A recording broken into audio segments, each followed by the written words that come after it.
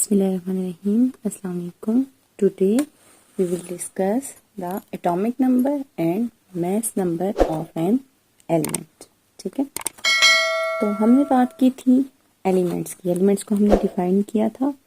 ठीक है, तो एलिमेंट हमारे पास जो है वो हमारे पास होती है simplest substance that can not be further divided into simpler substances, जिसको हम फर्दर क्लासीफाई या फर्दर उसको मज़ीद छोटे हिस्सों में डिवाइड नहीं कर सकते। और एलिमेंट की फंडामेंटल यूनिट होती है एटम। ठीक है, एटम की हम बात कर लेते हैं। सबसे पहले हम एटम की बात कर लेते हैं। एटम हमारे पास होता है, ठीक है, एटम के हमारे पास 3 फंडामेंटल पार्टिकल्स होते हैं। पहला है प्रोटॉन, दूसरा है न्यूट्रॉन,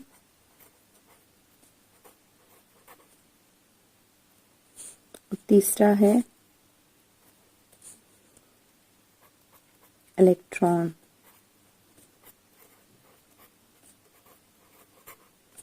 ठीक है, प्रोटॉन पर हमारे पास पॉजिटिव चार्ज होता है, इलेक्ट्रॉन पे नेगेटिव चार्ज होता है, और जो न्यूट्रॉन है वो न्यूट्रल होता है हमारे पास, उस पर कोई भी चार्ज नहीं होता।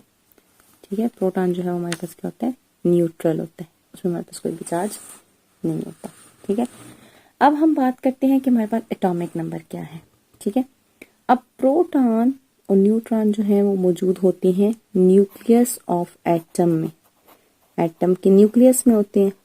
ठीक है, और जो इलेक्ट्रॉन है वो होते हैं इन द शेल्स, शेल्स के अंदर रिवॉल्व कर रहे होते हैं, revolve in the shell.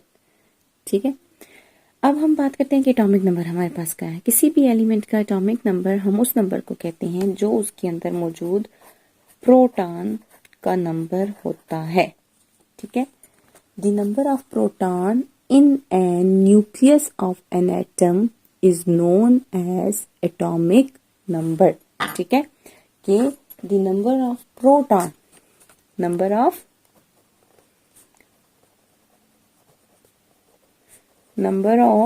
proton in a nucleus of atom is called atomic number। ठीक हो गया, और इसको रिप्रेजेंट किससे किया जाता है, जी से, जी से एटॉमिक नंबर को रिप्रेजेंट करते हैं। इसके लिए जो सिंबल यूज होता है वो क्या है, जी है। ठीक है, एटॉमिक नंबर हमारे पास किसी भी एटम के अंदर उसके न्यूक्लियस में मौजूद प्रोटॉन की जो तादाद होती है उसको हम क्या कहते हैं, एटॉमिक नंबर उसका कहते हैं। ठीक है, फॉर एग्जांपल हमारे पास एक एलिमेंट है हाइड्रोजन, एक एलिमेंट है कार्बन। ठीक है, हाइड्रोजन का एटॉमिक नंबर होता है 1, कार्बन का एटॉमिक नंबर है 6।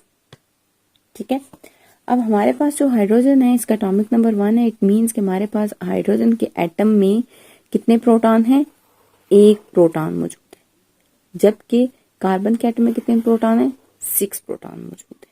ठीक है, कार्बन में हमारे पास 6 प्रोटॉन है, हाइड्रोजन में हमारे पास 1 प्रोटॉन है, इसलिए हाइड्रोजन का जो एटॉमिक नंबर है वो 1 है और कार्बन का एटॉमिक नंबर जो है वो क्या है, 6 है। ठीक है, इसी तरह हम बात करते हैं नेक्स्ट मैस नंबर की। ठीक है, मैस नंबर हमारे पास क्या होता है, मैस नंबर हमारे पास होता है the number of neutron plus proton is known as mass number. ठीक है, किसी भी एटम में मौजूद प्रोटॉन और न्यूट्रॉन की तादाद को जब हम एडअप करते हैं तो उसे हम क्या कहते हैं कि ये इस एटम का क्या है, हमारे पास मैस नंबर है। फॉर एग्जांपल हमारे पास एलिमेंट है कार्बन, कार्बन में हमारे पास जो न्यूट्रॉन है वो भी 6 होते हैं और जो प्रोटॉन है वो भी 6 होते हैं। ठीक है, तो हमारे पास जो मास नंबर है कार्बन का वो क्या आएगा, equals to neutron plus proton which is 6 plus 6 equals to 12।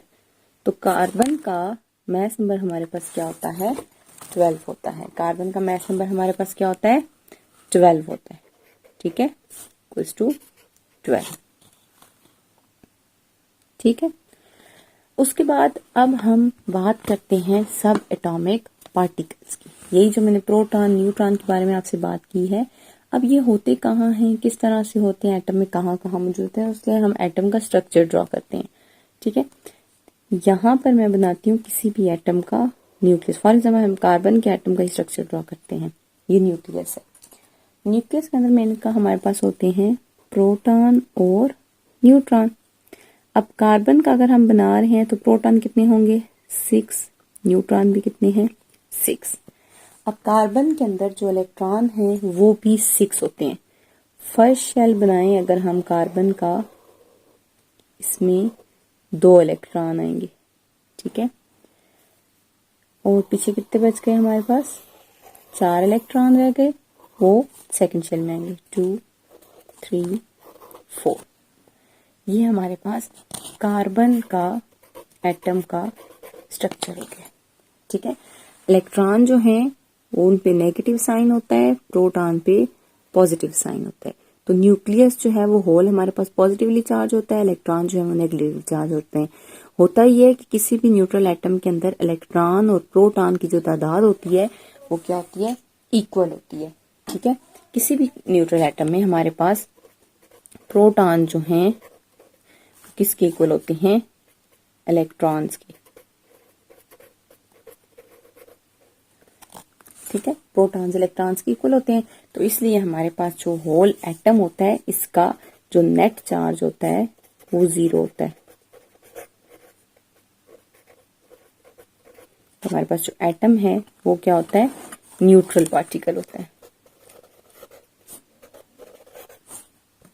Atom हमारे पास क्या होता है, न्यूट्रल होता है, क्योंकि उसमें एटम में जो इलेक्ट्रॉन और प्रोटॉन होते हैं उनकी तादाद बराबर होती है। तो पॉजिटिव और नेगेटिव चार्जेस जो है वो एक दूसरे को कैंसिल आउट कर देते हैं। ठीक है, तो नेट चार्ज 0 होता है किसी भी एटम पे, इसलिए एटम जो है वो न्यूट्रल पार्टिकल है। ठीक है, हमने बात की ऊपर मास नंबर की और एटॉमिक नंबर की। ठीक है, अब किसी भी एटम का मास नंबर और एटॉमिक नंबर उसका जो सिंबल होता है उसके साथ लिखते किस तरह से है, कैसे लिखा जाता है, तो उसके लिए एक स्पेसिफिक मेथडोलॉजी है। ठीक है, और मेथडोलॉजी क्या है कि लेट्स सपोज ये कोई भी एलिमेंट है।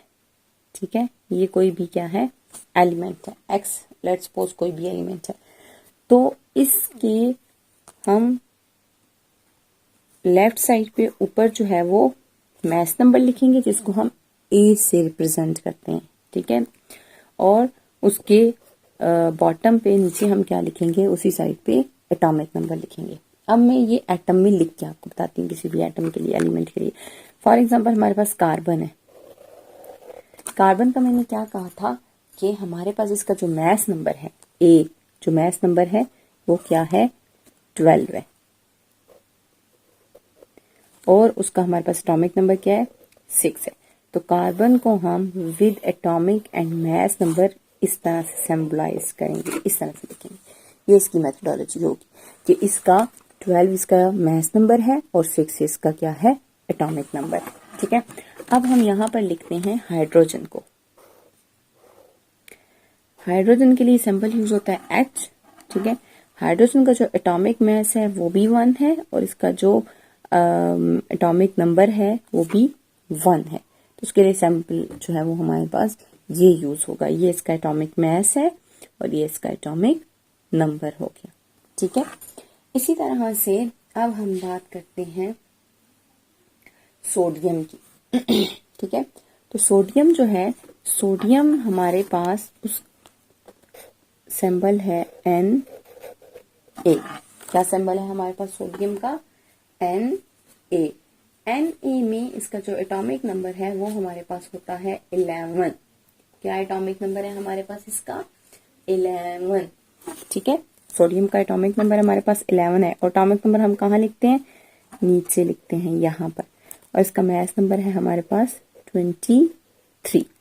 तो सोडियम को हम किस तरह से सिंबलाइज करेंगे, ये उसका प्रॉपर मेथड है, इस मेथड से हम उसको क्या करेंगे, सिंबलाइज्ड करेंगे। ठीक हो गया। तो आज हमने क्या डिस्कस किया अभी, एटॉमिक नंबर, मास नंबर, ठीक है, और उसके साथ हमने डिस्कस किया है सब एटॉमिक पार्टिकल्स।